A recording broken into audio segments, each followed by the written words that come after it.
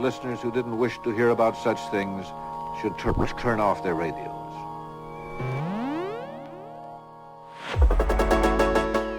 Welcome back to the unambiguously named Predictorama, where I make predictions about AI innovation and the like. Today's third prediction delves into one of the foundations of any functioning society, the distribution of news and facts.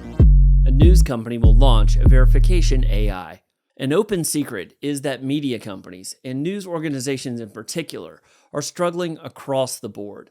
Yes, some are growing incrementally. The New York Times increased revenue last year by 11%, but most are hurting. The LA Times loses between $30 and $40 million every single year. USA Today lost $70 million. Even the mighty Washington Post, under the reign of Bezos, lost $100 million last year. I could go on, but suffice to say that if you're considering starting a news organization, you might want to consider a different profession. It's easy to pin these losses on the decline of traditional old-school media formats like network news or printed papers and stuff like this.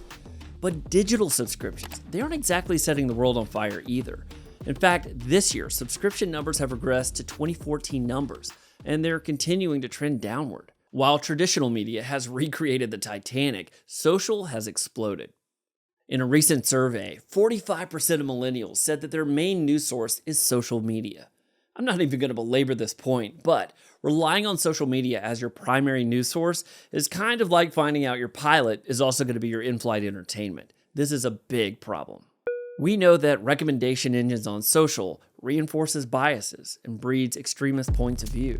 That's common knowledge now.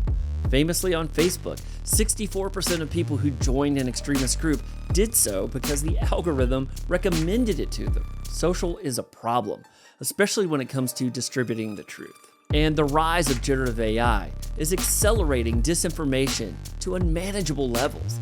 It's become absurdly easy to turn out mountains of articles and misinformation faster than you can say fake news. One rogue actor with a vendetta and a laptop can turn social media into a misinformation tsunami in a matter of seconds. And look, I work in AI and I understand how most of these systems work in principle. And I kind of know what to look for. And I'm telling you, I struggle to know what's real or not on social. It's almost impossible, and it's only going to be getting worse. Neuroscientist and philosopher Sam Harris recently spoke about this phenomenon. All the friction for misinformation has been taken out of the system. And yeah, I worry we're just going to have to declare bankruptcy with respect to the internet. We just are not going to be able to figure out what's real. Bankruptcy. Given all of these challenges, it's easy to see why Sam would suggest this. And you know what? He might be right. That said, I believe a shifting landscape should be a competitive advantage, and that amidst all of this chaos, there still lies opportunity. This crisis might actually catalyze a rebirth of quality journalism and intellectual inquiry, a system that's no longer driven by clickbaits and aggregators, but instead a model where truth and validation become the defining factors. But how? As I think about a possible way forward, I'm reminded of that famous Cold War era quote, "Trust but verify." In today's wild west of content, the mantra could use an update, something like trust nothing until you verify. And then verify again, and maybe yet again. So back to my prediction that a news company will launch a verification AI. The only way to combat the sheer scale of AI-generated content is with more AI. And news organizations are actually sitting on mountains of largely untapped and under-leveraged data to train their own validation algorithms with. This data is hugely valuable. OpenAI, creators of ChatGPT, license news articles as training data all the time. In fact, they're in the middle of a multi-billion-dollar lawsuit with the New York Times about this very thing, for allegedly using their data and breaking copyright laws.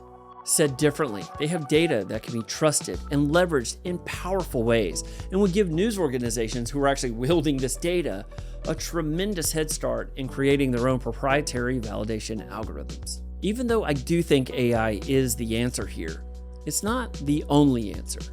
Given how black box even the best trained systems are, they still benefit from some human oversight, which leads to what I think will ultimately be the new model for all reporting: augmented journalism.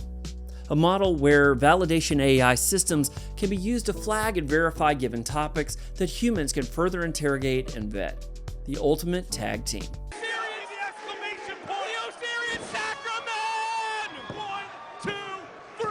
Just as governments have systems of checks and balances, you could imagine a world where these AI systems and human journalists could create mutual oversight, something of a symbiotic relationship. To be clear, this still has a lot of issues, and the problem to solve here is really complicated.